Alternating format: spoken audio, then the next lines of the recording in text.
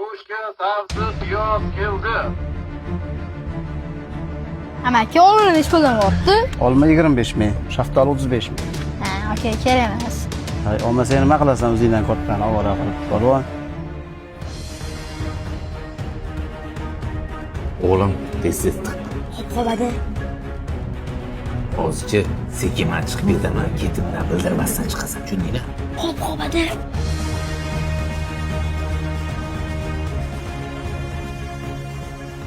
O'g'lim o'tirib turgan, hozir ketamiz. Yaxshi o'qigan hop o'g'lim. Ha, ota bolalar, qayoqdan Ota kelyapsizlar? tizimlisan? O'g'limni ingliz tiliga beruvdim, o'sha yoqqa olib ketyotgandim ota.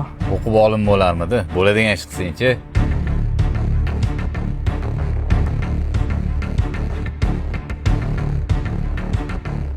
Bilasan o'rtoq, biz yoshlik paytida o'qimadik. Hozir davlat tarafdan yoshligi juda ham zo'r imkoniyatlar qilib qo'yishgan. Hozir ilm olmasa, keyin qachon oladi? Yur o'g'lim. Dono. Qayerda yuribdi bola? Qayerdan kelyapsan? Yana kompyuterxonaga kelyapsanmi? Adang pullarni oldingmi? Yo'q, olmadim, oyi. Aldama. Nima bu? Nima bu?